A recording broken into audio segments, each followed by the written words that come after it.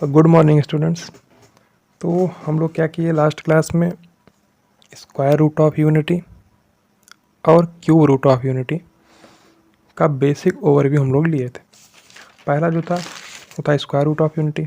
Normal procedure हम लोग देख रहे थे कि दो तरीक़ों से इसका आंसर हम लोग निकाल सकते हैं। एक सिंपल सा मेथड, दोनों साइड स्क्वायर कीजिए और सॉल्व करा के जेड का मान निकाल लीजिए। दूसरा अप्रोच था डी मोवियर थ्योरम का यूज करते हुए। तो ये भी एक अच्छा अप्रोच है, कोई दिक्कत नहीं है।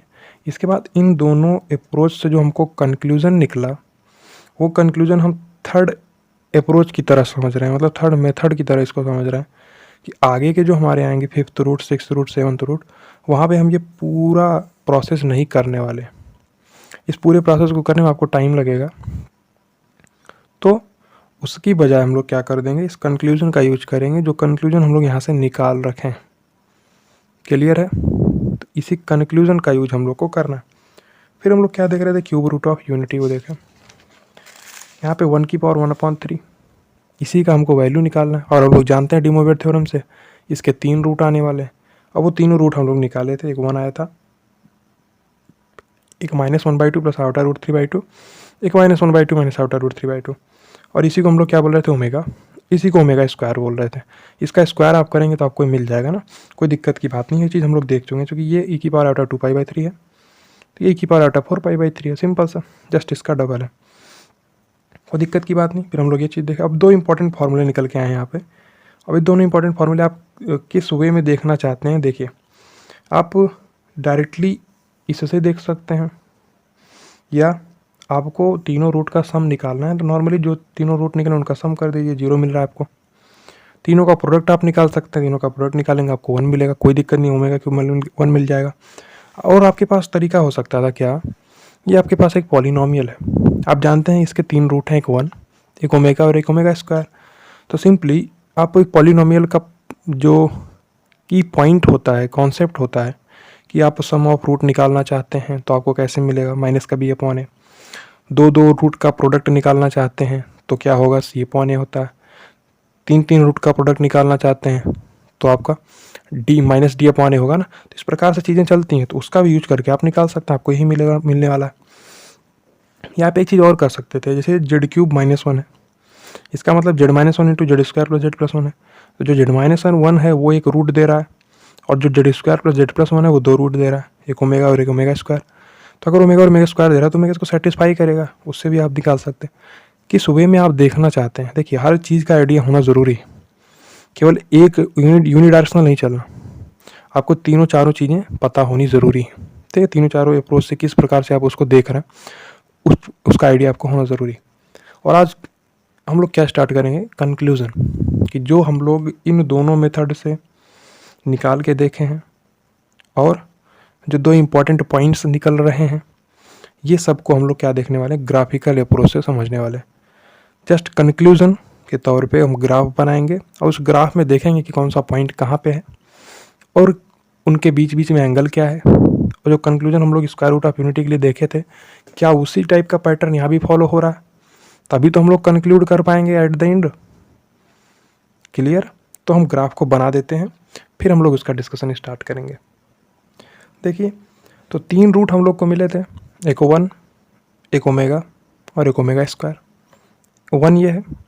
आप ओमेगा जिसको बोल रहे हैं उसको आप ओमेगा स्क्वायर भी बोल सकते हैं, और आप जिसको ओमेगा स्क्वायर बोल रहे हैं उसको आप ओमेगा बोल सकते हैं, कोई दिक्कत की बात नहीं है। दोनों एक दूसरे में इंटरकनेक्टेड हैं, एक का स्क्वायर करोगे दूसरा मिलेगा।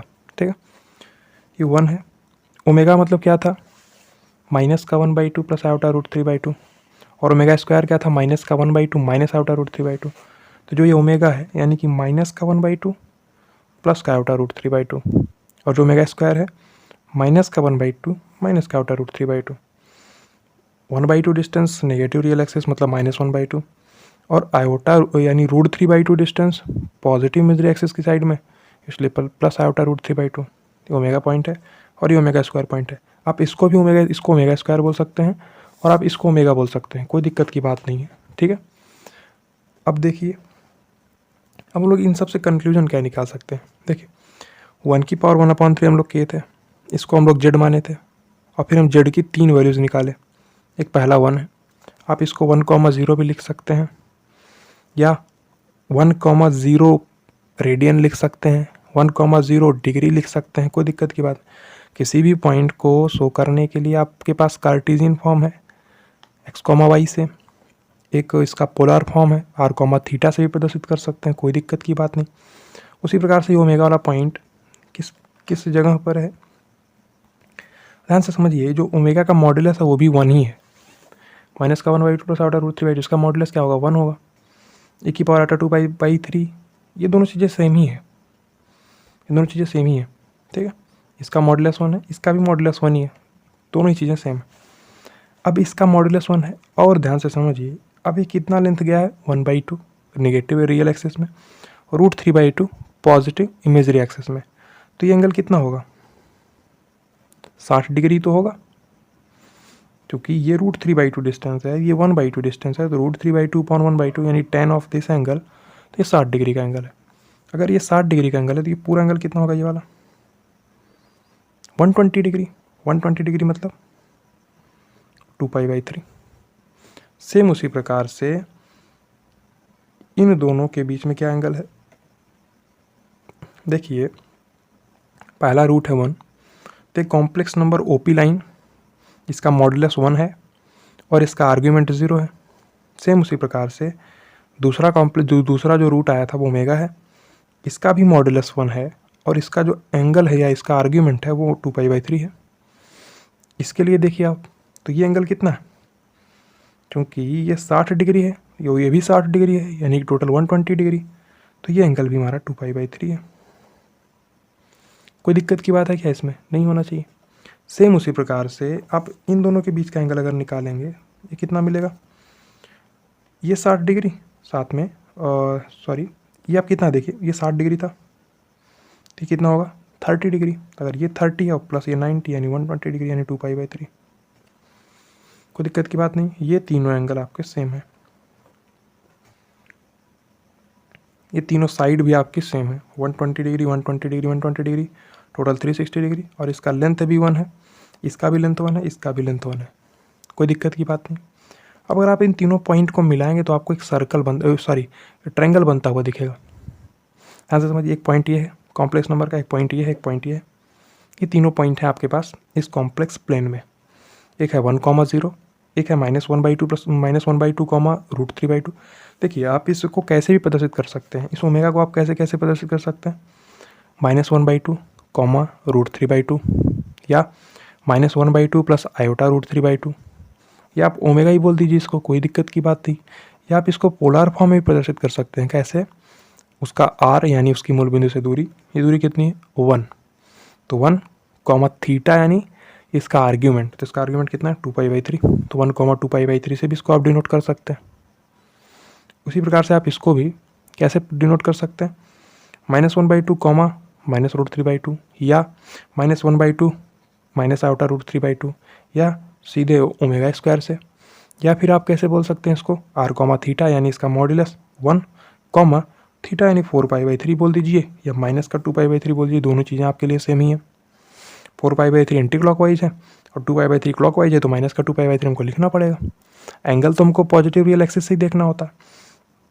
अब आप इन सारे पॉइंट्स को मिला दीजिए एक बार, देखिए ये दोनों पॉइंट्स को हम लोग यहाँ पे मिला दिए हैं, वैसे आप इन पॉइंट को भी मिला दीजिए, इन दोनों पॉइंट को।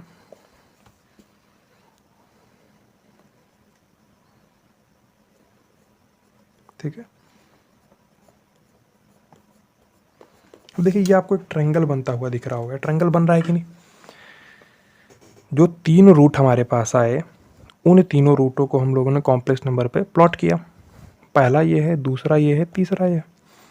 अब ये तीनों रूट वाले जो पॉइंट हैं उनको जब हम मिला रहे हैं तो हमको एक ट्रायंगल बनता हुआ दिख रहा है, ठीक है ना।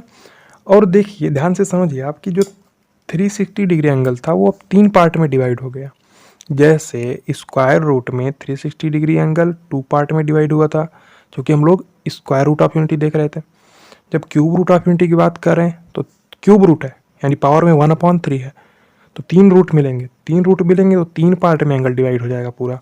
वही हुआ है, देखिए पहला पार्ट 2π/3, दूसरा पार्ट 2π/3, तीसरा पार्ट भी 2π/3, तीनों सेम टू सेम पार्ट में डिवाइड हो जाएंगे। इतना पॉइंट आपको समझ में आ रहा है। इसका मतलब समझिए, अगर हम 1 की बात कर रहे हैं तो ये है 1, पहला रूट है। जब आप इसको 120 डिग्री घुमा देंगे, यानी 360 डिग्री 3 पार्ट में डिवाइड हुआ, तो 120 120 120, तो 120 जब आप घुमाएंगे तो आपको दूसरा रूट मिल जाएगा। फिर आप दूसरे रूट से 120 और घूम जाएंगे तो आपको तीसरा मिल जाएगा, और तीसरे से फिर 120 आप घूम जाएंगे तो आपको फिर से पहला मिल जाएगा। इतना पॉइंट आपको समझ में आ रहा है कि नहीं? तो यहाँ पे जो कंक्लूजन वाला पॉइंट, जो हम लोग का तीसरा पॉइंट है, ये ना कंक्लूजन है। कंक्लूजन जैसा हम लोग वहाँ पे देखे थे ना, देखिए यहाँ पे देखे थे हम लोग कंक्लूजन, तो वैसे ही कंक्लूजन हम लोग को यहाँ पे भी देखना है। समझ में आ रहा है आपको? देखिए कंक्लूजन हुआ क्या है। यहाँ पे टोटल 360 डिग्री एंगल था, ये 3 पार्ट में डिवाइड हो गया, यानी कि 120 डिग्री 120 डिग्री। तो इसका मतलब ये है, इसको ब्रैकेट में लिख देते हैं ऐसे बना के। इसका मतलब ये है, अगर आप एक रूट पर खड़े हैं, किसी भी रूट पर, उसकी मूल बिंदु से जो दूरी है उस लाइन को आप समझिए, उसका ओपी लाइन है, उसी का मॉडुलस हम लोग को देखना, उसी का लेंथ देखना होता है जो कि मॉडुलस होता है, और उसी लाइन का पॉजिटिव रियल एक्सिस से एंगल देखना होता है जो कि उसका आर्ग्यूमेंट बताता है। और यही हमको मॉडुलस और आर्ग्यूमेंट पता होगा तो हम किसी भी पॉइंट को प्रदर्शित कर सकते हैं, कोई दिक्कत की बात नहीं। तो 120 डिग्री, हम एक कॉम्प्लेक्स नंबर पे खड़े हैं, यानी कि 3 रूट आ रहे हैं और तीनों ही डिफरेंट डिफरेंट कॉम्प्लेक्स नंबर बनाएंगे।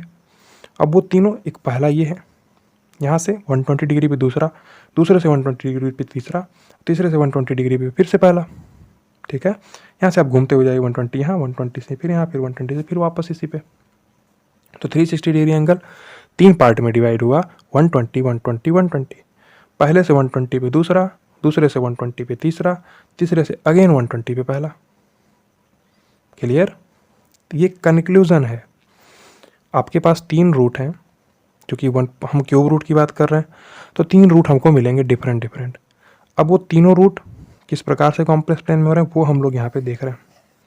अब थोड़ा दिमाग लगाइए, इसका जो मॉडुलस है वो 1 है, मतलब इन सब की जो मूल बिंदु से जो दूरी है वो 1 है। ये लेंथ 1 है, वो ये लेंथ 1 है, ये लेंथ भी 1 है। ये सब कुछ हम लोग पीछे भी देख चुके हो, यहाँ भी आप समझ लीजिए, अपने आप ही समझ में आ जाएगा आपको। ये -1/2, ये √3/2, तो ये लेंथ 1 ही होगी, सिंपल सा बात है। ये आप किसी भी नज़रिए से देखेंगे आपको 1 ही देखने को मिलेगा। अब अगर ये पॉइंट फिक्स है, यहाँ से हम 1 डिस्टेंस इधर जा रहे हैं, दूसरा पॉइंट मिल रहा है, इधर जा रहे हैं तीसरा पॉइंट मिल रहा है, इधर जा रहे हैं पहला वाला रूट हमको मिल रहा है, तो इसका मतलब ये तीनों पॉइंट एक सर्कल पर होंगे कि नहीं? दिमाग लगाइए, सर्कल पर होना पड़ेगा ना। अगर हम इस जो ओरिजिन है इसको हम सेंटर माने और 1 रेडियस का एक सर्कल बनाएं, इस सर्कल पर हमारा ये पॉइंट भी आएगा, ये पॉइंट भी आएगा, ये पॉइंट भी आएगा, इसमें कोई दिक्कत की बात नहीं है। ठीक है, तो एक सर्कल पर लाई करेगा, तीनों ही पॉइंट को सर्कल पर लाई करना पड़ेगा। अब इस पॉइंट को आप समझिए, हमारा स्क्वायर रूट में भी यही केस था, उसमें पहला रूट ये था, दूसरा रूट नेगेटिव के -1 था, फिर भी वो दोनों पॉइंट जो थे वो एक सर्कल पर लाई कर रहे थे। ऐसे 3 रूट आया तो तीनों रूट भी एक सर्कल पर लाई करेंगे। आप 4 रूट की बात करेंगे तो चारों रूट एक सर्कल पर लाई करेंगे। तो अल्टीमेटली जब हम nth रूट का जब कंक्लूजन निकाल रहे होंगे तो हम ये बोलेंगे कि एक सर्कल बनेगा यूनिटी रेडियस का, और सेंटर उसका जो होगा, सेंटर वो ओरिजिन होगा, और उसी सर्कल पर सारे रूट आने वाले हैं, पहला रूट, दूसरा रूट, तीसरा रूट। इतना पॉइंट आपको क्लियर है? आप समझिए, आपसे इस जो ट्रायंगल बन रहा है, यार देखिए ट्रायंगल बन रहा है ना, 1 ओमेगा और ओमेगा स्क्वायर को मिलाने से एक ट्रायंगल बन रहा है। इस ट्रायंगल के बारे में भी आपकी कई सारी इन्फॉर्मेशन पूछी जा सकती है। ये एक इक्विलेटरल ट्रायंगल है कि नहीं? इक्विलेटरल ट्रायंगल मतलब क्या होता है? एक लेक्चर में हम लोग डिस्कस किए थे ना इक्विलेटरल के बारे में। अब एंगल के बेसिस पर, साइड के बेसिस पर, दोनों बेसिस पे हम लोग डिस्कशन किए थे। एक इक्विलेटरल ट्रायंगल था और एक क्या था? स्केलन ट्रायंगल था, कोई दिक्कत की बात नहीं है। एक आइसोसेल्स ट्रायंगल था। तो ये तीनों ट्रायंगल की बात हम लोग किए थे। ऐसे हम लोग एंगल के बेसिस पर भी देखे थे, कोई दिक्कत नहीं। अब आपके बारे में, आपको इस ट्रायंगल के बारे में आपसे पूछा जा सकता है कुछ भी। देखिए है क्या यहाँ पे, ये है 1,0, ये क्या है -1/2, √3/2। तो ये लेंथ कितनी होगी?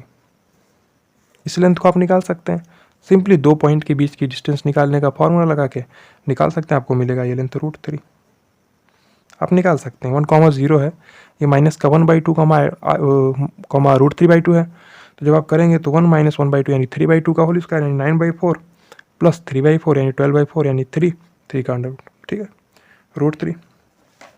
वैसे आप इस डिस्टेंस को भी निकाल सकते हैं, आप सिमेट्री से भी समझ सकते हैं।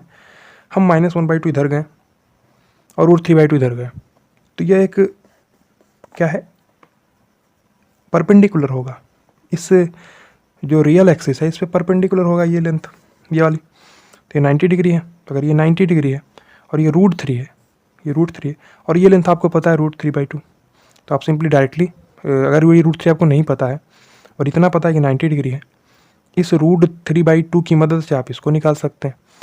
कोई भी यहाँ पे आप देख सकते हैं, कोई दिक्कत की बात नहीं। ये √3 ये डिस्टेंस है, वही √3 डिस्टेंस यहाँ भी है, वही √3 डिस्टेंस यहाँ भी है।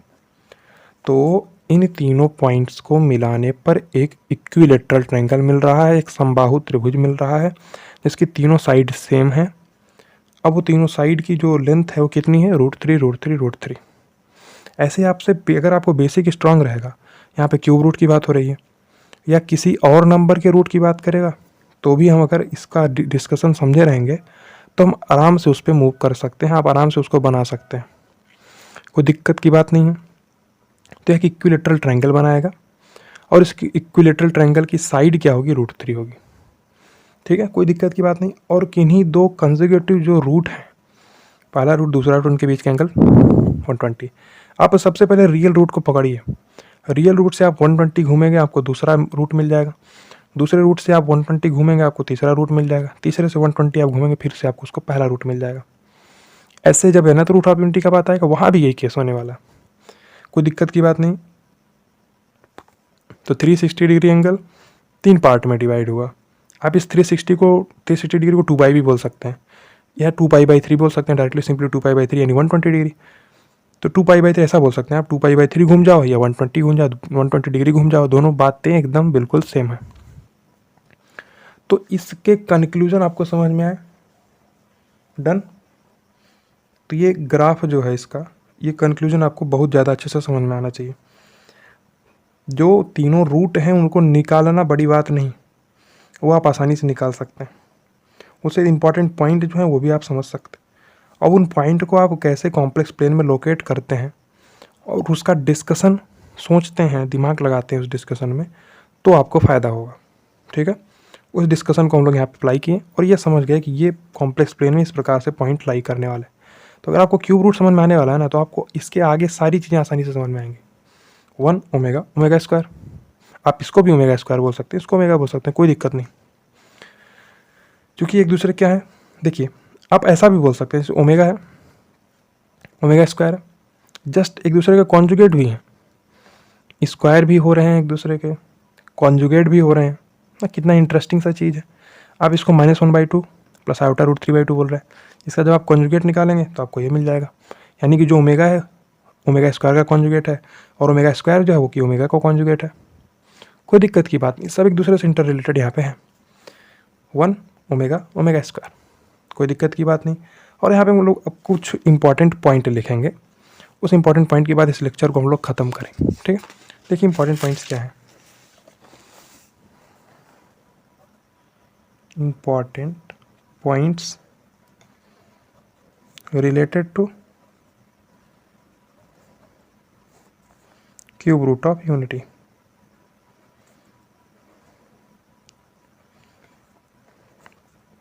ठीक है, अब कुछ कुछ पॉइंट्स को हम लोग यहाँ पे कंक्लूड करते हुए चलते हैं, तो जो 4-5 पॉइंट 6 पॉइंट आएंगे तो उसके बाद हम लोग का ये टॉपिक क्लियर हो जाएगा क्यूब रूट ऑफ यूनिटी, क्योंकि क्यूब रूट ऑफ यूनिटी आपके लिए बहुत ज़्यादा इंपॉर्टेंट भी है, ये टॉपिक आपके लिए काफ़ी इंपॉर्टेंट है। उसके बाद जब हम लोग कंक्लूड करेंगे ना रूट ऑफ यूनिटी के लिए, तो वहाँ भी आपको कुछ ना कुछ इंपॉर्टेंट चीज़ें मिलने वाली हैं। अभी हम क्या कर रहे हैं, सिंपली कुछ इंपॉर्टेंट पॉइंट्स को नोट करेंगे, उन इंपॉर्टेंट पॉइंट्स के बाद हम लोग इस लेक्चर को एंड करेंगे। देखिए पहला इंपॉर्टेंट पॉइंट क्या है, ठीक है। देखिए पहला पॉइंट, देखिए ध्यान से पहला पॉइंट, आप जो हम लोग इस टॉपिक में पढ़ें, क्या पढ़ें, 1/1/3 इसको हम लोग मानते थे z, फिर हम लोग क्या किए, z³ को माने 1। अब नॉर्मली डिमोवियर का यूज करके भी z की 3 वैल्यूज निकाल सकते हैं। अब इस इक्वेशन को सॉल्व करके भी z का 3 वैल्यू निकाल सकते हैं। और फिर जब आपको इससे कंक्लूजन निकलेगा, उस कंक्लूजन से आप कंक्लूड कर सकते हैं कि 3 रूट आएंगे, तीनों 120 डिग्री 120 डिग्री के डिफरेंस पर आएंगे, तीनों का मॉड्यूलस 1 रहेगा। ठीक है, अब Z cube is equals to 1 है। इस इक्वेशन के हमको 3 रूट मिलते थे, एक 1, एक ओमेगा, एक ओमेगा स्क्वायर। इन जनरल हम लोग ओमेगा किसको लेते हैं, माइनस का 1/2 प्लस आयोटा रूट 3/2, और जो ओमेगा स्क्वायर होता है माइनस का 1/2 माइनस का आयोटा रूट 3/2 होता है। कोई दिक्कत की बात नहीं है इसमें, इतना पॉइंट आपको समझ में आया। हम लोग सॉल्व कैसे करते थे इसको एक बार फिर से आपको याद दिलाते हैं। Z cube minus 1 is equal to 0, A cube minus B cube का फॉर्मूला लगा देते थे, Z minus 1 Z square plus Z plus 1 is equals to 0। इतना तक आपको तो पहले से ही समझ में आया था, कोई दिक्कत की बात नहीं। अब यहाँ पे हो क्या रहा था, ये आपको एक रूट दे रहा था जेड इज इक्वल्स टू 1, और ये एक्सप्रेशन आपको 2 रूट दे रहा था Z is equals to omega comma omega square, यानी माइनस का 1/2 प्लस आयोटा रूट 3/2, ये दे रहा था माइनस का 1/2 माइनस आयोटा रूट 3/2। अब इसको सॉल्व कर सकते हैं सिंपली, अगर इन दोनों चीज़ का प्रोडक्ट 0 है तो ये भी 0 हो सकता है, ये भी 0 हो सकता है। जब आप इसको 0 पुट करेंगे, सिंपली क्वाड्रेटिक इक्वेशन में श्रीधराचार्य जी का फॉर्मूला लगा के माइनस का B plus minus B square minus 4ac upon 2a कर देंगे, माइनस का B plus minus B square minus 4ac का अंडर रूट अपॉन 2a। तो आपको जेड की 2 वैल्यूज़ यहाँ से भी मिल जाएंगी, और वो 2 वैल्यूज़ कौन सी, ओमेगा एंड ओमेगा स्क्वायर, कोई दिक्कत की बात नहीं। और फिर हम लोग देखे भी थे कि 1 प्लस ओमेगा स्क्वायर की वैल्यू 0 होती है, और ओमेगा क्यूब की वैल्यू 1 होती है। ओमेगा क्यूब की वैल्यू को आप यहाँ से भी 1 यहाँ से भी जस्टिफाई कर सकते हैं, क्योंकि ओमेगा एक रूट है, इसका सिंपली आप पुट कर सकते हैं। अगर रूट है इसका मतलब सेटिस्फाई करेगा, omega cube is equals to 1, तो कैसे भी आप सोच सकते हैं। अब इसके 2 रूट आए, ओमेगा एंड ओमेगा स्क्वायर। अब समझिए थोड़ा हम लोग कुछ यहाँ पे क्या कर सकते हैं। आप इसको ऐसा भी लिख सकते हैं, ठीक है, इसको लिखने में कोई दिक्कत है नहीं होनी चाहिए, क्योंकि ये Z square plus Z plus 1 है, इसके 2 रूट आ रहे हैं, ओमेगा एंड ओमेगा स्क्वायर। और जो ये एक्सप्रेशन हम लोग इसको लिख दिए हैं ले जाके, ये भी तो वही चीज़ बता रहा है कि 2 रूट इससे भी आएंगे, Z equals to omega, Z equals to omega square. इतना पॉइंट आपको समझ में आ रहा है। अब दोनों को मल्टीप्लाई करा के देख भी सकते हैं, Z square minus omega square Z minus का ओमेगा जेड प्लस का ओमेगा क्यूब बना देगा 1, और ये जेड क्यूब ध्यान से समझिए, एक बार हम नोट कर देते हैं, जेड स्क्वायर माइनस का ओमेगा स्क्वायर जेड माइनस का ओमेगा जेड प्लस का ओमेगा क्यूब, यानी कि जेड स्क्वायर माइनस आप यहाँ से जेड निकालिए common, omega square plus omega plus का 1, और ओमेगा स्क्वायर प्लस ओमेगा क्या बनाएगा, माइनस का 1, क्योंकि 1 प्लस ओमेगा स्क्वायर 1 होता है, तो ओमेगा स्क्वायर प्लस ओमेगा -1, यानी कि Z square plus Z plus 1। तो ये वही केस हमारा यहाँ भी बन रहा है। इतना चीज़ आपको क्लियर है, ठीक है, डन। तो आप ऐसा भी लिख सकते हैं, ये रिप्रेजेंटेशन एक गुड रिप्रेजेंटेशन माना जाता है। nth रूट ऑफ यूनिटी में हम लोग इसको और डिटेल में देखेंगे, इसको आप ऐसा लिख सकते हैं। इतना पॉइंट आपको समझ में आ रहा है। इसी से रिलेटेड हम लोग का लास्ट का 2 पॉइंट और होने वाला है, इसी से बिल्कुल इसी से रिलेटेड रहेगा। तो Z minus 1 Z minus omega square, यहाँ से भी आप ऐसे बोल देंगे कि इसका 1 रूट है omega and omega square. Clear है पॉइंट, आसानी से समझ में आ रहा है कि नहीं। अब देखिए, तो ये चीज़ तो हम लोग डिस्कस पहले ही कर चुके थे, बट ये जो रिप्रेजेंटेशन है लिखने का, ये गुड रिप्रेजेंटेशन है। ऐसा रिप्रेजेंटेशन हम लोग आगे यूज करने वाले हैं। इससे रिलेटेड हम लोग क्वेश्चंस भी लेके आएंगे, जहाँ पे इन्हीं का यूज होगा और आंसर आसानी से निकल जाएगा। अगर आप इनका यूज नहीं करेंगे तो आपको डिफ़िकल्टी फेस होगा वो क्वेश्चन सॉल्व करने में। तो ये रिप्रेजेंटेशन एक गुड रिप्रेजेंटेशन माना जाएगा, ठीक है, गुड रिप्रेजेंटेशन है, ठीक है। अब देखिए सेकंड पॉइंट, पहला पॉइंट था 1 का क्यूब रूट, यही तो हम लोग देख रहे थे, cube root of unity Z माने। अगर आपके पास -1 का क्यूब रूट निकालना होता तो क्या केस बन रहा होता, ध्यान से समझिए। आपको -1 का क्यूब रूट निकालना होता तो आप क्या करते, सिंपली यही करते, -1 का क्यूब रूट 1/3, इसको भी मानते आप जेड, फिर क्या करते आप, Z cube is equals to minus का 1 करते, और आप इसको सॉल्व करा देते, या आप इसमें आप डिमोवेर लगा देते, यही चीज़ तो कर सकते थे। ध्यान से समझिए, इसके तीनों रूट को फाइंड आउट करने का आपके पास एक तरीका है, दूसरा तरीका और एक तीसरा तरीका, ध्यान से समझिए। पहला तरीका ये है, सिंपली आप क्या करिए, इसको सॉल्व कर दें। जेड क्यूब इक्वल्स टू -1 है, तो Z cube plus 1 equals to 0, Z plus 1 into Z square minus Z plus 1 equals to 0। Solve करेंगे आपको जेड मिलेगा -1, और जब आप इसको 0 पुट करेंगे Z square minus Z plus 1 equals to 0, तो आपको जेड यहाँ से मिलेगा 1 प्लस माइनस बी स्क्वायर यानी 1 माइनस 4/2। तो यहाँ से आप इसको लिख सकते हैं 1 प्लस माइनस आयोटा √3/2। कोई दिक्कत की बात नहीं, आप ऐसा भी लिख सकते हैं 1/2 प्लस आयोटा √3/2, पहला एक रूट है, और जेड बराबर ये भी आपको मिलेगा 1/2 माइनस आयोटा √3/2। इतना पॉइंट आपको समझ में आया। तो एक रूट आपको मिला जेड इक्वल्स टू -1, एक रूट आपको मिला Z equals to 1/2 plus iota √3/2, और एक रूट मिला आपको 1/2 माइनस आयोटा √3/2। ये चीज़ आपको समझ में आई। तो ये तरीका आप फॉलो कर सकते हैं, बेशक फॉलो कर सकते हैं, इसमें कोई दिक्कत नहीं है। ठीक है, अब समझिए, आप ये -1 था, जब हम केवल क्यूब रूट ऑफ यूनिटी की बात कर रहे थे, यहाँ पे क्यूब रूट ऑफ यूनिटी नहीं है, cube root of negative unity है, -1 की पावर 1/3। जब हम क्यूब रूट ऑफ यूनिटी की बात की तो हमको 1 मिला, ओमेगा स्क्वायर मिला, यहाँ पे -1 मिला, और -1 के बाद ये मिल रहा और ये मिल रहा। अब ओमेगा क्या था, माइनस का 1/2 प्लस आयोटा √3/2। तो अगर आप माइनस का ओमेगा निकाल लेंगे तो आपको क्या मिलेगा, ये चीज़ तो मिलेगा। तो ये हमारा क्या है, माइनस का ओमेगा, और जो ये वैल्यू है ये माइनस का ओमेगा स्क्वायर है कि नहीं, क्योंकि ओमेगा स्क्वायर क्या था, माइनस का 1/2 था, और माइनस का आयोटा √3/2 था। जब आप माइनस का ओमेगा स्क्वायर निकालेंगे तो 1/2 प्लस आयोटा √3/2 हो जाएगा। सिंपली ये चीज़ आप आसानी से समझ सकते हैं। तो हम यहाँ से क्या कंक्लूड कर सकते हैं, अगर 1 का क्यूब रूट 1 ओमेगा स्क्वायर है, तो -1 का जो क्यूब रूट है वो -1 माइनस ओमेगा स्क्वायर है। इतना पॉइंट आपको समझ में आएगी नहीं, ये आसानी से समझ में आ रहा है कि नहीं। सिंपली ये तरीका आप अपना सकते हैं, इससे आप सॉल्व कराइए, एक नॉर्मल जेड इक्वल्स टू -1 मिल जाएगा, एक क्वाड्रेटिक को सॉल्व करके आपको 2 रूट मिल जाएंगे, एक है 1/2 माइनस आयोटा √3/2, क्योंकि हमको पता है ओमेगा क्या होता है। देखिए ध्यान से, ये है ओमेगा, अगर आप ओमेगा में माइनस लगाएंगे तो क्या हो जाएगा, 1/2 माइनस आयोटा √3/2, वही वैल्यू तो है 1/2 माइनस आयोटा √3/2, माइनस का ओमेगा है। और ये क्या है, 1/2 प्लस आयोटा √3/2। अगर आप इस ओमेगा स्क्वायर पे माइनस लगाएंगे यानी 1/2 प्लस आयोटा √3/2, तो माइनस का ओमेगा स्क्वायर है। डन। तो ये तरीका आप अपना सकते हैं। एक तरीका आपके पास ये हो सकता है, देखिए सिंपल सा जेड क्यूब, पहला इसको देखिए आप, पहला तरीका ये हो सकता है। दूसरा तरीका एक और ये हो सकता है कि आप नॉर्मली डी मोवियर थ्योरम लगा दीजिए, डी मोवियर थ्योरम,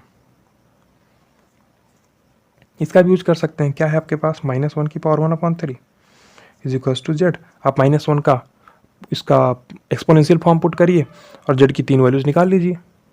-1 का क्या होगा एक्सपोनेंशियल फॉर्म, ई की power iota pi plus 2k पाई, ये लिखना आपको आना चाहिए, 1/3 इज इक्वल्स टू जेड। चूँकि -1 का जो मैग्नीट्यूड है, -1 का जो मॉड्यूलस है वो क्या है, 1 है, और -1 का जो आर्ग्यूमेंट है वो है पाई, तो 1 इंटू ई की पावर आयोटा पाई, इतना लिख सकते हैं। क्योंकि पावर में एक रेशनल नंबर है तो हमको 3 रूट मिलने वाले हैं, और हमको पाई प्लस 2k पाई लिखना पड़ेगा, क्योंकि अगर पाई किसी कॉम्प्लेक्स नंबर का आर्ग्यूमेंट है तो पाई प्लस 2k पाई भी उसका आर्ग्यूमेंट होने वाला। तो अगर आप लोग डी मोवियर थ्योरम का लेक्चर नहीं देखें तो आपको यहाँ पे थोड़ा कम समझ में आएगा, दिक्कत होगी समझने में, तो बेहतर होगा आप पहले उसको देख लीजिए फिर आप इस पर आइएगा। ठीक है, ये सजेशन है हमारी तरफ से छोटा सा।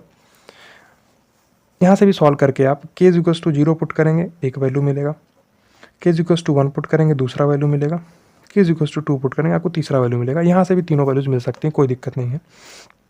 जब आप k इक्वल्स टू 0 पुट करेंगे आपको -1 मिलने वाला है, 1 पुट करेंगे तो आपको माइनस ओमेगा या माइनस का ओमेगा स्क्वायर कोई वैल्यू मिल जाएगी, कोई दिक्कत नहीं, आप चेक कर सकते हैं निकाल के, इसमें कोई दिक्कत की बात नहीं। k की वैल्यू डिफरेंट वैल्यूज़ के लिए आपको डिफरेंट मान मिल जाएंगे, बट ये थोड़ा लेंथी प्रोसेस हो जाएगा इस जगह पे। ये लिखना एक गुड थिंग है, बट ये प्रोसेस थोड़ा लेंथी है, समझिएगा। ये लिखना गुड थिंग इसलिए क्योंकि ये जो लिख रहे हैं आप, इस कहीं कहीं आपको यूज में आएगा ये प्रोसेस जो आप लिख रहे हैं, बट इसको करना थोड़ा सा ज़्यादा टाइम टेकिंग हो जाएगा। ये तरीका ठीक है, एवरेज तरीका है। एक नॉर्मल तरीका और ये हो सकता था, देखिए आपके पास क्या है, Z cube is equals to -1। आप क्या लिख सकते हैं, अगर आप माइनस का जेड का क्यूब कोई 1 लिख दें तो इसमें कोई दिक्कत की बात है क्या? नहीं होना चाहिए, क्योंकि माइनस का जेड का क्यूब क्या आएगा, माइनस का जेड क्यूब, और माइनस इधर भेज दीजिए माइनस का हो जाएगा, तो Z cube is equals to -1 को आप माइनस जेड का whole cube is equals to 1 लिख सकते हैं। आप समझिए, इसको आप थोड़ा ऐसा ट्रीट कीजिए। मान लीजिए लिखा हुआ है पी का क्यूब इज इक्वल्स टू 1।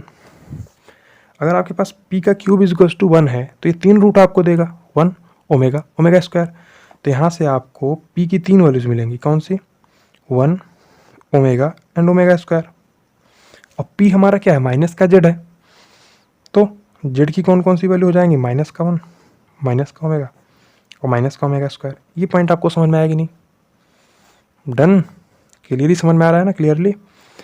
तो हम अलग अलग तरीका यूज कर सकते हैं फाइंड आउट करने के लिए। हम इस चीज़ का यूज भी ले सकते हैं या हम नॉर्मल प्रोसीजर भी फॉलो कर सकते हैं। ये नॉर्मल प्रोसीजर को फॉलो किया और एट द एंड हमको मिल गया ये, और हम डायरेक्टली लिख दिए माइनस का ओमेगा स्क्वायर। तो cube root of unity 1 omega omega square, cube root of negative unity -1 minus omega square, -1 minus omega square, ये चीज़ मिल गया। और आप डी मोवियर थ्योरम का यूज करके भी तीनों वैल्यूज फाइंड आउट कर सकते हैं। अब सिंपली तीसरा अप्रोच भी हो सकता है क्या, कि जो हमको पता है, इस चीज़ को आप ध्यान से समझिए, इसका यूज करके और हम इससे कनेक्ट कर दिए इसको, Z cube is equals to -1 है तो आप इसको माइनस जेड का क्यूब भी लिख सकते हैं। डन, फिर माइनस जेड को पी मान लीजिए, P cube is equals to 1। अब माइनस जेड का whole cube is equals to 1 है, इसका मतलब माइनस जेड की 3 वैल्यूज आएंगी, कौन कौन सी, 1 omega omega square. Cube root of unity का यही होता है ना, किसी भी नंबर का, किसी भी 1 का जब आप निकालेंगे क्यूब रूट तो 1 की पावर 1/3 करेंगे, इसको बराबर आप जेड मानेंगे, फिर Z cube is equals to 1 बोलेंगे, फिर आप जेड का 3 वैल्यू बोलेंगे, 1 ओमेगा ओमेगा स्क्वायर। तो वही चीज़ हम यहाँ भी कर रहे हैं। तो पी की 3 वैल्यू 1 ओमेगा ओमेगा स्क्वायर, और पी ही हमारा माइनस जेड है, तो जेड की वैल्यू -1 माइनस ओमेगा स्क्वायर। इतना पॉइंट आपका क्लियर है? ये पॉइंट आपका क्लियर है? तो आप अलग अलग तरीका अपना सकते हैं उसको निकालने के लिए। फिर इससे आप एक कंक्लूजन भी निकाल लेंगे। ध्यान से समझिए, यहाँ पे क्या मिला आपको, एक रूट आपको मिल रहा है -1, यानी यहाँ पे कहीं है -1। एक रूट आपको मिल रहा है 1/2 माइनस आउटा रूट 3/2, यानी कि यहाँ कहीं दूसरा रूट है। एक रूट है 1/2 प्लस आउटा रूट 3/2, यानी ये रूट है। एक 1 है, ये 1/2 कॉमा माइनस रूट 3/2 है, ये 1/2 कॉमा रूट 3/2 है। कोई दिक्कत की बात नहीं। तो इस प्रकार से भी आप इसको डिनोट कर सकते हैं कंक्लूजन के बेसिस पर। डन। तो जो पहला ग्राफ था वो इस प्रकार से बन रहा था, ये जस्ट इसका क्या हो गया, मिरर इमेज हो गया। ये पॉइंट यहाँ चला गया, ये पॉइंट यहाँ चला गया और ये पॉइंट यहाँ चला गया। ठीक है, अब ध्यान से समझिए, ये दोनों पॉइंट आपको क्लियर हुए। अब जब हम लोग यहाँ पे ये कर रहे थे, देखिए इसको, ये चीज़, अब इस चीज़ को एक नए तरीके में लिखना, जैसे यहाँ पे हम लोग लिख रहे थे, वो एक गुड थिंग हो जाएगी और वो इम्पॉर्टेंट हो जाएगा आपके लिए। ध्यान से समझिए, अब क्या किए, Z cube is equals to -1 था, -1 को इस साइड में ले आए आप, Z cube +1 is equals to 0 हुआ। इसको आप फैक्टराइजेशन इसका कर दिए, Z +1 Z square minus Z +1 is equals to 0। तो इतना फैक्टर निकालना आपको पता ही होगा, क्योंकि ए क्यूब प्लस बी क्यूब का formula a + b × a square minus ab + b square होगा। अब ये जेड +1 है, सेम जैसे यहाँ पे जेड -1 हुआ और इस पार्ट का 2 रूट आ रहा था, एक ओमेगा स्क्वायर। उसी प्रकार से इसका रूट तो -1 आएगा, कोई दिक्कत नहीं है, और इन दोनों का रूट एक -ओमेगा आएगा और एक माइनस का ओमेगा स्क्वायर आएगा। तो आप इसको ऐसा भी लिख सकते हैं, Z + omega × Z + omega square is equals to 0। तो ये लिखना एक गुड थिंग है। ठीक है, ये आपको कौन कौन से रूट देगा, -1 माइनस का ओमेगा और माइनस का ओमेगा स्क्वायर। ये लिखना एक गुड थिंग है अपने आप में। क्यों? इसका यूज हम लोग आगे क्वेश्चंस में लेने वाले हैं। ठीक है, अब इससे आपको देखने में ही आसानी से समझ में आ रहा होगा, इसका 3 रूट है, एक -1, एक -ओमेगा, एक -ओमेगा स्क्वायर। अब ये आ कहाँ से रहा है, सिंपली आप इससे समझ सकते हैं। इसको आप मल्टीप्लाई करेंगे तो आपको वही चीज़ मिलेगा, Z square plus omega square Z plus omega Z plus omega cube. तो omega square Z plus omega Z मतलब omega square plus omega Z, omega square plus omega क्या होता है माइनस का 1, तो माइनस का जेड हो जाएगा। तो जो एक्सप्रेशन ये है वही एक्सप्रेशन ये भी लिखा हुआ। तो ये पार्ट आपको क्लियर हुआ कि नहीं? ये गुड थिंग है, ठीक है। अब हम लोग देखते हैं तीसरा पॉइंट, देखिए ध्यान से। तीसरा पॉइंट जस्ट जो हम लोग 2 पॉइंट देखें इसी से बिल्कुल रिलेटेड है, डायरेक्टली रिलेटेड है। क्या? अगर आपके पास simply A cube plus B cube होता है तो इसका फॉर्मूला आपको पता ही है, A plus B into A square minus A B plus B square आप लिखते हैं। तो इसमें कोई दिक्कत की बात नहीं, आप डायरेक्टली इसको लिख सकते हैं। और अगर आपके पास A cube minus B cube होता है तो आप इसको A minus B into A square plus A B plus B square लिख सकते हैं, कोई दिक्कत की बात नहीं। तो इतना लिखना कोई दिक्कत की बात नहीं, इसमें ये हम हमेशा यूज करते हैं, हमको पता ही है पहले से। लेकिन यहाँ के जो कॉन्सेप्ट हम लोग पढ़े हैं उससे जब रिलेट करके इसको एक नया फॉर्म देंगे तो वो फॉर्म आपके लिए इंपॉर्टेंट हो जाएगा। ये तीसरा पॉइंट जो है आपके लिए काफ़ी इंपॉर्टेंट पॉइंट है, आप इसको स्टार मार्क कर सकते हैं। तो ए क्यूब प्लस बी क्यूब को लिखना ये कोई बड़ी बात नहीं, सबको फॉर्मूला पता होता है। लेकिन इसके बाद जो एक इसका चेंज करने के बाद जो फॉर्म आने वाला है वो इंपॉर्टेंट फॉर्म हो जाएगा, ध्यान से समझिए। अब ए क्यूब माइनस बी क्यूब को पहले देख लीजिए, फिर हम उसको देखते हैं। तो ये आपको समहाउ जेड क्यूब माइनस 1 जैसा दिख रहा होगा, ध्यान से समझिए। अगर आप ए को जेड रखेंगे और बी को 1 रखेंगे तो जेड क्यूब माइनस 1 का फॉर्म दिख रहा है। अगर आप इसको बराबर में 0 रखेंगे तो आपको क्या होगा, यहाँ से एक वैल्यू मिलेगी, आप ए को पकड़िए, ए की वैल्यू एक माइनस बी मिलेगी और ए की आपको 2 वैल्यूज यहाँ से मिलेंगी, एक द्विघात समीकरण है। उसी प्रकार से अगर आप इसको देखेंगे तो ए की एक वैल्यू आपको यहाँ से मिलेगी ए इज इक्वल्स टू बी, ए की 2 वैल्यूज आपको यहाँ से मिलेंगी। अब वो 2 वैल्यूज कौन सी होंगी, अगर वो हम लोग फाइंड आउट कर लेते हैं तो हमको फिर आसानी से रिप्रेजेंट करने में दिक्कत नहीं आएगी, ठीक है। ध्यान से समझिए, इसको आप देखिए, जस्ट इसको आप सॉल्व कर दीजिए ए की वैल्यू के लिए। तो ये क्या आएगा, माइनस का B plus minus B square minus 4b square upon 2। तो ए की वैल्यू क्या आ रही है, माइनस का बी प्लस माइनस का 3b स्क्वायर, यानी माइनस का 1 का अंडर रूट आयोटा और b और √3, तो क्या आ जाएगा आयोटा √3b अपॉन में 2। अब b निकाल लीजिए कॉमन, तो आपको क्या मिल जाएगा, माइनस का 1/2 प्लस माइनस आयोटा और √3/2। इतना पॉइंट आपको समझ में आया। अब थोड़ा रिलेट करने का कोशिश कीजिए, ये 2 वैल्यूज आपको दे रहा, एक माइनस का 1/2 प्लस आयोटा √3/2, बाहर में b लगा हुआ है, एक माइनस 1/2 माइनस आयोटा √3/2, बाहर में b लगा हुआ है। तो आप इसको क्या बोल सकते हैं, एक वैल्यू b ओमेगा है और एक वैल्यू b ओमेगा स्क्वायर है, क्योंकि यही 2 वैल्यूज जो है यही 2 वैल्यूज तो आपको मिलती हैं ओमेगा और ओमेगा स्क्वायर की, तो b ओमेगा और b ओमेगा स्क्वायर हो गया। अब सिंपली आप A cube minus B cube को क्या लिख सकते हैं, A minus B into A minus B omega into A minus B omega square is equal to 0। ये लिखना अपने आप में गुड थिंग है।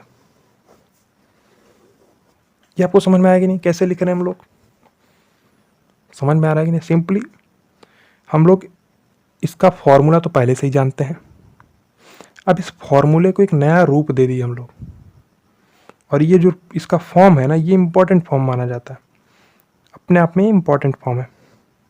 इसको आप लोग स्टार मार्क करके लिख सकते हैं, ए क्यूब माइनस बी क्यूब यानी ए minus B into A minus B omega into A minus B omega square. तो आपको एक पैटर्न जैसा दिख रहा है ना, थोड़ा सिंपल सा लग रहा है, A minus B into A minus B omega into A minus B omega square. Done. ये आ क्यों रहा है, क्योंकि ए की एक वैल्यू बी ये देगा, तो A minus B, simple directly copy कर दिए, और ए की 2 वैल्यू देगा ये बी के फॉर्म में, ए की 2 वैल्यू देगा ये, और वो दोनों वैल्यूज कौन कौन सी होंगी, एक बी ओमेगा और एक बी ओमेगा स्क्वायर। तो आप क्या लिख सकते हैं, ए माइनस बी ओमेगा, यानी एक वैल्यू बी ओमेगा मिल गई आपको, और बी ओमेगा स्क्वायर, एक वैल्यू बी ओमेगा स्क्वायर आपको यहाँ से मिल गई। तो ये लिखना एक गुड थिंग है, ठीक है। अब देखिए उसी प्रकार से आप इसको भी लिख सकते हैं, क्यूब प्लस बी क्यूब को, इसको आप लिख देंगे ए प्लस बी ओमेगा और a plus B omega square. कोई दिक्कत की बात नहीं, आप इसको लिख सकते हैं। ये पॉइंट आपको समझ में आया कि नहीं आया? डन। अब इज इक्वल्स टू 0 अगर दिया गया है तो आपको इसका मतलब सॉल्व करके वैल्यूज निकालनी है, फाइंड आउट करनी है। अगर इक्वल्स टू 0 नहीं दिया गया तो आप इसका ये रिप्रेजेंटेशन लिख सकते हैं, कोई दिक्कत नहीं। सिंपल समझिए, आपके पास z³ - 1 है तो आप क्या करेंगे, z³ - 1 को z-1 इंटू z-ओमेगा स्क्वायर लिख सकते हैं, जो कि हम यहाँ पे लिखते आए हैं। अगर आपके पास z³ + 1 है तो आप क्या लिखेंगे, z+1 इंटू z+ओमेगा इंटू z+ओमेगा स्क्वायर, जो कि आप ऊपर में लिख चुके हैं। उसी को हम लोग एक नया फॉर्म दिए हैं। ये फॉर्मूला तो हम हमेशा ही यूज करते हैं, इस फॉर्मूले को एक नया रूप दे रहे हैं, जो कि ओमेगा टर्म जो है ना अपने आप में बहुत इंपॉर्टेंट टर्म होता है और बहुत यूजफुल टर्म है, हर जगह यूज होता है। ठीक है, फ्रिक्वेंटली यूज होगा, आपके पेपर में भी कई जगह पर ओमेगा में बार बार दिखता जाएगा, बोला जाएगा omega cube root of unity है। ये टर्म आपका बार बार यूज होने वाला है, तो इस टर्म पे आपको फोकस करना है। डन। तो कोई दिक्कत नहीं, आप इसको लिख रहे हैं ना, आप डायरेक्टली समझ सकते हैं। जैसे आप यहाँ पे लिखें a + b, तो आप यहाँ से सॉल्व करके एक ही दो वैल्यूज निकालेंगे। उसी जैसे यहाँ पे बी ओमेगा स्क्वायर निकल रहा है ना, वैसे ही आपको माइनस का बी ओमेगा और माइनस का बी ओमेगा स्क्वायर निकलने लगेगा। सिंपली एक सीधाचार लगा सकते हैं, जैसे हम यहाँ पे लगाते आए हैं। देखिए यहाँ पे सीधाचार लगा रहे थे ना, तो वही चीज़ आप यहाँ भी कर सकते हैं, कोई दिक्कत की बात नहीं। आप इसको 0 पुट करेंगे, यानी कि b ± b² माइनस का 4b² / 2, तो माइनस का बी ओमेगा और माइनस का बी ओमेगा स्क्वायर 2 रूट देगा आपको। ठीक है, तो ये लिखना अपने आप में गुड थिंग है। तो ये पॉइंट आपको समझ में आया कि नहीं? इंपॉर्टेंट पॉइंट था, इसको आप ध्यान रख सकते हैं। ठीक है, ये प्रोसीजर भी आप ध्यान रख सकते हैं और आप ये भी ध्यान रख सकते हैं कि इसको हम कैसे रखते हैं। आपको ये पॉइंट दिमाग में फिट करना है, कैसे हम लोग इसको डिनोट कर रहे हैं। डिनोट करने का तरीका अपने आप में इंपॉर्टेंट तरीका है दोनों चीज़ों के लिए। एक्चुअल में दोनों एक दूसरे से इंटर रिलेटेड है। अगर आप b को -b पुट करेंगे तो ये फॉर्मूला बन जाएगा, b को -b यहाँ पुट करेंगे तो आपको ये फॉर्मूला मिल जाएगा। दोनों एक दूसरे में इंटर रिलेटेड है। तो ये पॉइंट आपको समझ में आया ना?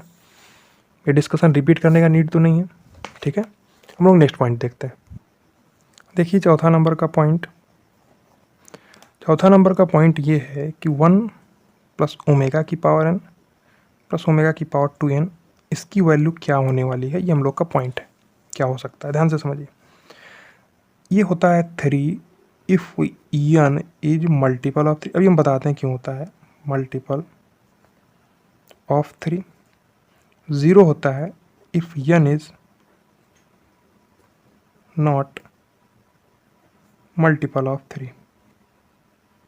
ठीक है, पॉइंट को आप समझ रहे हैं। और n क्या है, n बिलोंग्स टू है इंटीजर, कोई पॉजिटिव इंटीजर। ठीक है, समझिए अगर n पॉजिटिव इंटीजर है, अगर 3 का मल्टीपल बनेगा, ध्यान से समझिए, 3 का मल्टीपल बना, मान लीजिए 3 बना और 6 बना, 9 बना, 12 बना, तो क्या होगा 1 + ω⁴3 या ω⁴6 इस प्रकार का केस बनेगा। तो ω⁴3 का मल्टीपल कुछ भी होगा तो 1 ही देगा ना, क्योंकि हमको पता है ω³ क्या होता है, 1 होता है। कोई दिक्कत की बात नहीं, ω³ बनाएगा 1। अब ω⁴ आप 6 करेंगे तो भी आपको 1 मिलेगा। ω⁴3 है, सिंपली आप ω⁴6 करेंगे तो भी 1 मिलेगा। ω⁴ और पावर में 3 लगा के ω⁴9 को भी 1 आप बोल सकते हैं। तो ये अलग अलग फॉर्म है। जैसे आपको आयोटा हम लोग दिखाए थे, क्या आयोटा स्क्वायर -1 होता है, आयोटा³ माइनस का आयोटा होता है, आयोटा⁴ 1 होता है। वैसे ही ω⁴ 1 होता है, आयोटा⁴ 1 है, वैसे ω⁴ 1 है। कोई दिक्कत की बात नहीं, आयोटा⁴ ω⁴ के बराबर है। क्लियर? तो आप ω³ का वैल्यू 1 होता है, हमको पता है। जब आप n को क्या डालेंगे, 3 का मल्टीपल, तो क्या होगा, ये 1 बना देगा। और ये क्या, ω⁴n का होल स्क्वायर है। ये क्या है, होल स्क्वायर। जब आप n को 3 का मल्टीपल डालेंगे तो ये 1 बना देगा। सिंपली 1 का स्क्वायर फिर से 1 मिल जाएगा। तो 1 + 1 + 1 3 मिलेगा आपको। कब, जब n मल्टीपल है 3 का। अगर n मल्टीपल नहीं है 3 का तो क्या केस होगा, ध्यान से समझिए। मान लीजिए आप n को 4 डालते हैं तो 1 + ω⁴ प्लस ओमेगा की पावर 8। तो ओमेगा की पावर 8 क्या होगा अपने आप में, ओमेगा की पावर 6 इंटू ओमेगा स्क्वायर, यही तो होगा। ओमेगा की पावर 6 तो 1 बना देगा और ओमेगा स्क्वायर बच जाएगा। और यहाँ पर ओमेगा की पावर आप क्या डालेंगे 4।